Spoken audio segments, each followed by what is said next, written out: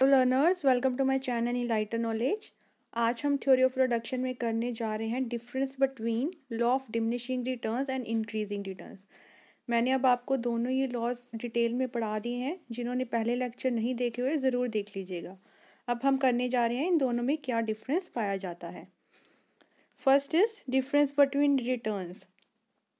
अब दोनों का नाम देख लो, law of diminishing returns and increasing returns, मतलब इनके रिटर्न्स में डिफरेंस पाया जाता है।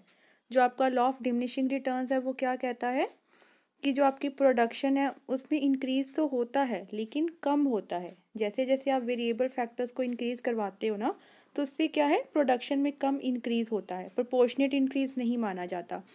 अगर मैं आपको एग्जांपल दूं, फॉर एग्जांपल यहाँ लेबर है और यहाँ पे टोटल प्रोडक्शन है। पहली लेबर अगर आपको 5 की प्रोडक्शन दे रही है तो आप क्या सोचोगे कि अगर मैं सेकंड लेबर लगाता हूँ तो वो भी मुझे एक्स्ट्रा 5 की प्रोडक्शन देगी। ये होता है proportionate increase.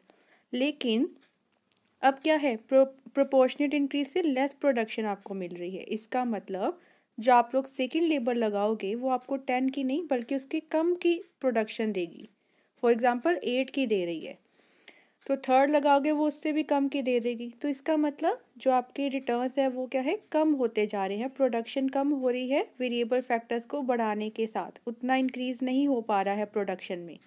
On the other hand जो आपका लॉ ऑफ इंक्रीजिंग रिटर्न्स है तो वो क्या कहता है कि प्रोडक्शन में ज़्यादा बढ़ोतरी हो रही है जैसे जैसे हम वेरिएबल फैक्टर्स को बढ़ाते हैं। फॉर एग्जांपल फर्स्ट अगर लेबर का यूनिट आपको 5 की प्रोडक्शन दे रहा है ना, तो सेकेंड आपको 5 से ज़्यादा की प्रोडक्शन देगा।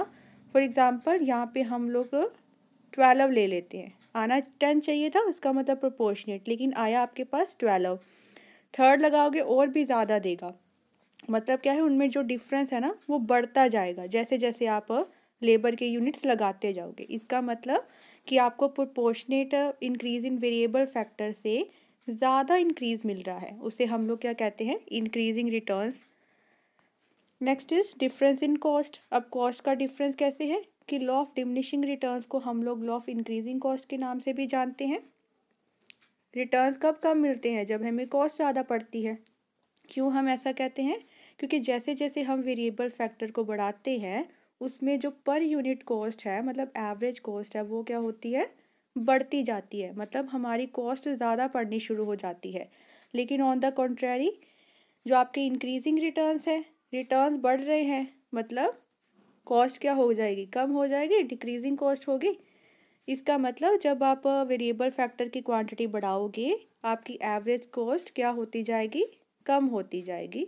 और इसमें आपकी एवरेज कॉस्ट क्या थी, बढ़ती जा रही थी। नेक्स्ट है डिफरेंट इन कॉज। अब किस कॉज की वजह से ये दोनों लॉज अप्लाई होते हैं। जो लॉ ऑफ डिमिनिशिंग रिटर्न्स होता है वो ऑपरेट करता है जब कम से कम एक फैक्टर ऑफ प्रोडक्शन क्या हो, फिक्स हो। मतलब हम इसमें लैंड को फिक्स लेकर चलते थे, एक फैक्टर कोई भी प्रोडक्शन का फिक्स होता था। जब उसके साथ में वेरिएबल फैक्टर को हम लोग यूज़ करते थे, यूटिलाइज करते थे, तो कहीं ना कहीं ऐसी कॉम्बिनेशन, ऐसी रेशो आ जाती थी जो डिफेक्टिव हो जाती है। मतलब आपको रिटर्न्स कम मिलने शुरू हो जाते हैं जैसे जैसे आप वेरिएबल फैक्टर को क्या है, बढ़ाते जाते हो। एक तो ये चीज़ थी। लेकिन अब besides when units of variable factor are increased, जब क्या है, यूनिट्स वेरिएबल फैक्टर के बढ़ाए जाते हैं, उसकी एफिशिएंसी इम्प्रूव हो जाती है और हम उसका ऑप्टिमम यूज़ कर पाते हैं इंडिविजुअल फैक्टर का। इसका मतलब क्या है कि कॉस्ट में जो डिक्रीजिंग कॉस्ट का चक्कर तो यहाँ तक था कि आपको डिमिनिशिंग रिटर्न्स मिलते हैं। लेकिन ऑन द कॉन्ट्रेरी में क्या है कि इंक्रीजिंग रिटर्न्स कब मिलते हैं, जब आप वेरिएबल फैक्टर को इंक्रीज करवाते हो तो उससे क्या होती है, एफिशिएंसी भी बढ़ जाती है।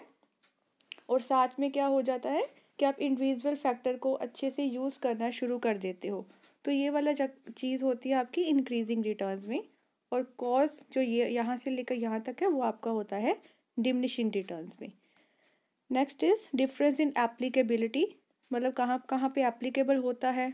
Scope of law of diminishing return ज़्यादातर एग्रीकल्चर में देखा जाता है या एक्सट्रैक्टिव इंडस्ट्रीज़ में, जहाँ पे हमें कुछ माइन करके निकालना है अंदर से। लेकिन लॉ ऑफ जो इंक्रीजिंग रिटर्न है वो ज़्यादातर मैन्युफैक्चरिंग इंडस्ट्रीज़ में देखा जाता है, जहाँ पे लैंड का बहुत कम यूज़ होता है, लेबर और कैपिटल ज़्यादा यूज़ की जाती है, या मैन की इम्पोर्टेंस उसमें बहुत ज़्यादा होती है। तो ये था एप्लीकेबिलिटी। डिमिनिशिंग रिटर्न्स की एप्लीकेबिलिटी है एग्रीकल्चर और एक्सट्रैक्टिव इंडस्ट्रीज़ में, और इंक्रीजिंग रिटर्न्स की ज़्यादातर कहाँ पे है, मैन्युफैक्चरिंग इंडस्ट्रीज़ में। तो ये था आपके कुछ डिफरेंस। अगर वीडियो पसंद आई हो इस चैनल को ज़रूर सब्सक्राइब कीजिए, like share and comment and press the bell icon, ताकि हर वीडियो की नोटिफिकेशन आपको टाइम टू टाइम मिलती रहे। Thank you.